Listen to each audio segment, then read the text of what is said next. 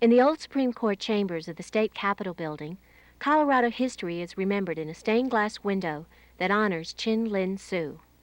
With famine and war at home, thousands of Chinese were attracted by the opportunities of the American West. Railroad lines were essential to meet the early transportation needs of California, still booming from the gold rush. Construction of a transcontinental railroad was authorized by Congress, which wanted access to the mineral-rich West. Hard work for low wages, Chinese coolies fueled the labor-hungry railroads. Chin Lin Sou was used to recruit and supervise these new Chinese workers. With the completion of the rail line in 1869, a few Chinese settled near Denver, lured by Colorado's gold and silver.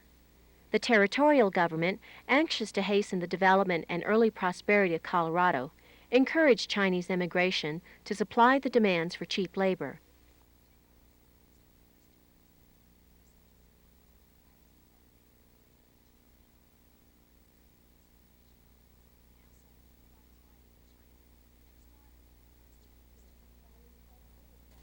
Mr. Chin found respect and acceptance in frontier Central City. In the Central City Opera, he owned a chair of honor and was the first Chinese property owner listed in the Gilpin County records. This new life would soon turn sour.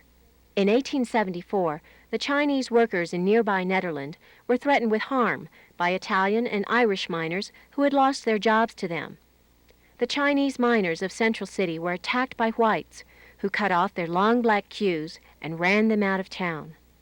To escape this hostility, Chin Lin Sou and his family leased a ranch at the edge of Denver, now 20th and Market Street.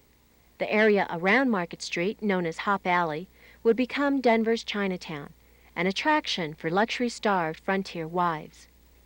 Denver, by 1880, had a sizable Chinese community that again would be threatened by anti-Chinese demonstrations and an inflammatory presidential campaign.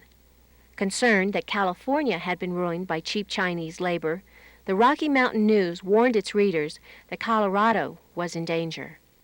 October 31, 1880, one of the worst anti-Chinese riots ever took place in Denver when 3,000 rioters looted Chinese homes and businesses.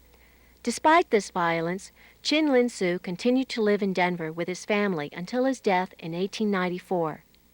With banners reciting his deeds, a funeral procession honored the leader of Colorado's early Chinese community. The stained glass window of Chin Lin Sou was a part of Colorado's centennial celebration of its history.